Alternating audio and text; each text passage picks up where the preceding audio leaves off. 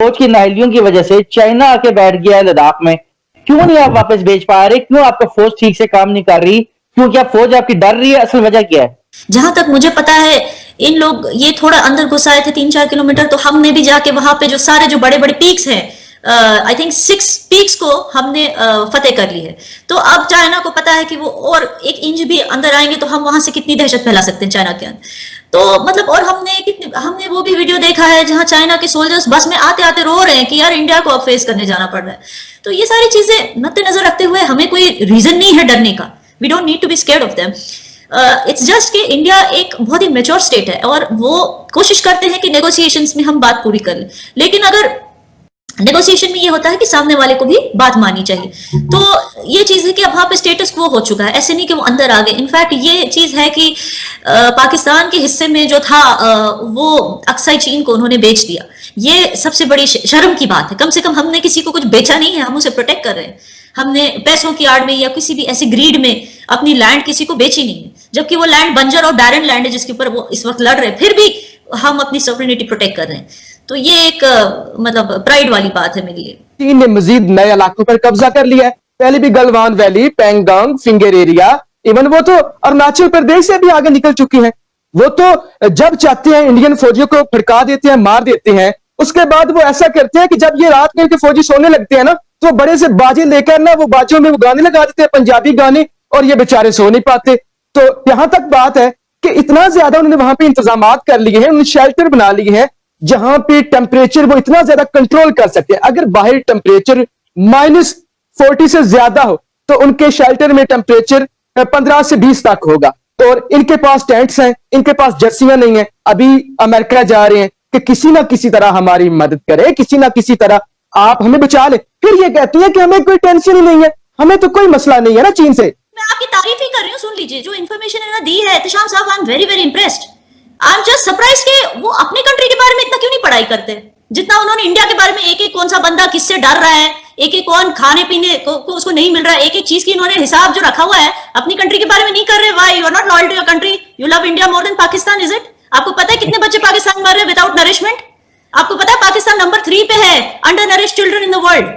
आपको पता है? आप कह रहे हैं हमारे यहाँ भूखे मर रहे हैं लोग। वी आर द सेकंड, हम चाइना के बाद सेकंड फास्टेस्ट ग्रोइंग इकोनॉमी। आप क्या बात कर रहे हैं?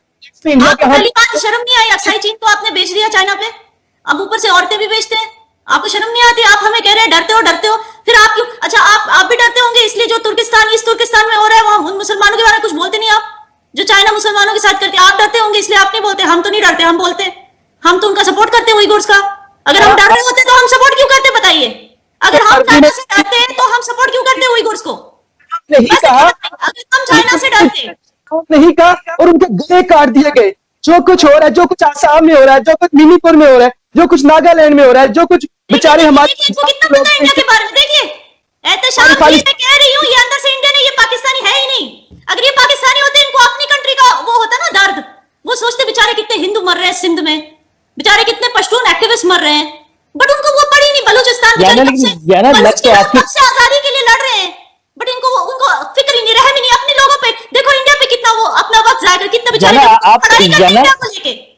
आपको भी तो पाकिस्तान के बारे में बहुत कुछ पता है, और वो भी आधी से ज्यादा गलत। बट फिर भी देखो वो कितना अपना टाइम इसको डेडिकेट कर रहे हैं इंडिया को। आई फील कि इनको मिल जाना चाहिए इंडियन सिटीजनशिप।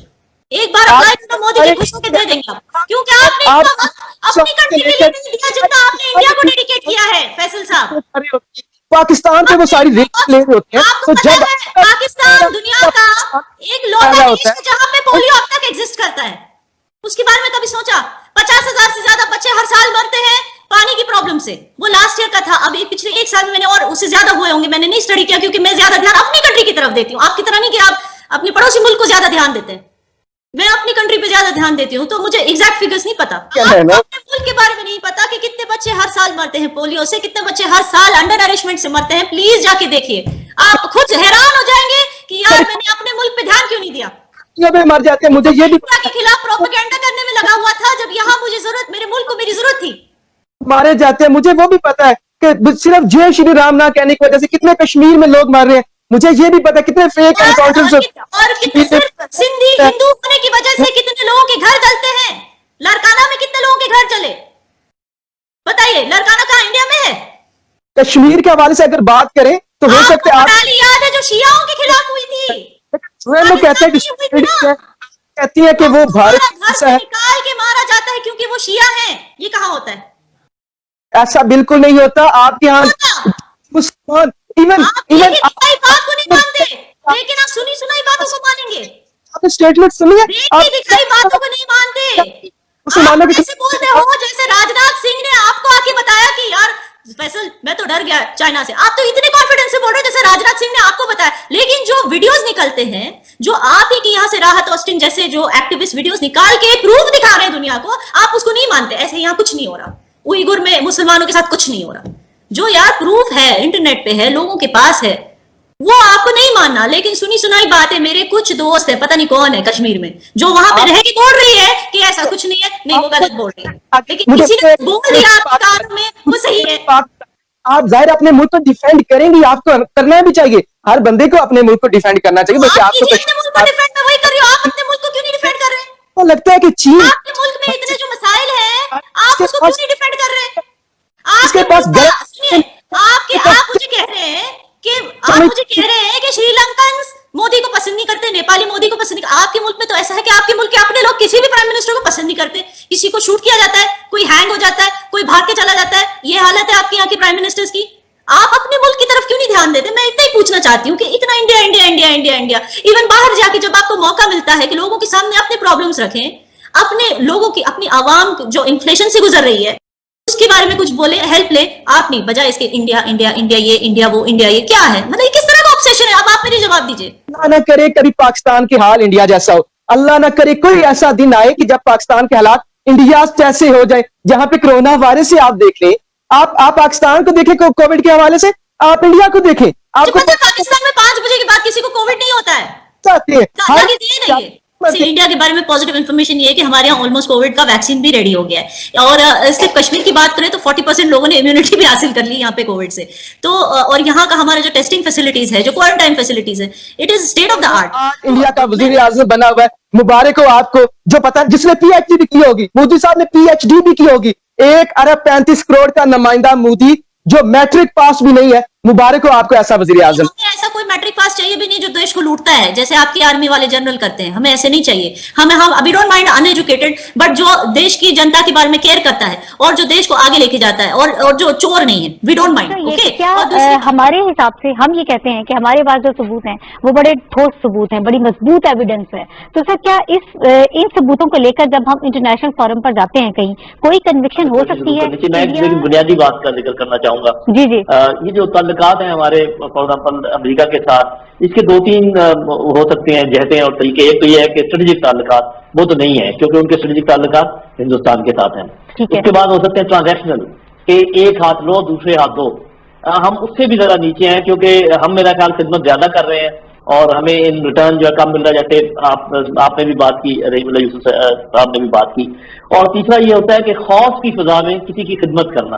तो मैं समझता हूँ कि ये तीसरा जो है इसमें हम ज्यादा मुब्तला है। उन्होंने हमें FATF, आपकी कमजोर मईशत, आपका ये फलाना और आपके ऊपर कर्जे और IMF और उन्होंने आपको डरा धमका कर जो है ना एक लाइन पर लगाया हुआ है और अब लगे हुए हैं और मेरा ख्याल है तकरीबन फ्री खिदमत कर रहे हैं। एग्रेशन तब आता है जहां कहीं उनको कोई वीक स्पॉट नजर आता है।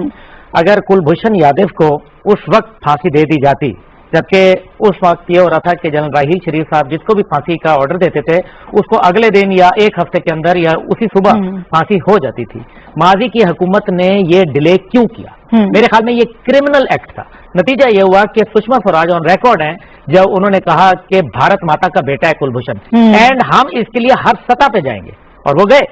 नतीजा यह हुआ कि कुलभूषण को फांसी नहीं मिली और रोजाना एग्रेशन जो है, वीकनेस ने एग्रेशन को इनवाइट किया। सही है। और कंसेशन तब आता है जब आप कॉन्फिडेंट होते हैं तो कंसेशन देते हैं। फियर की बुनियाद के ऊपर आप पॉलिसी नहीं बनाते।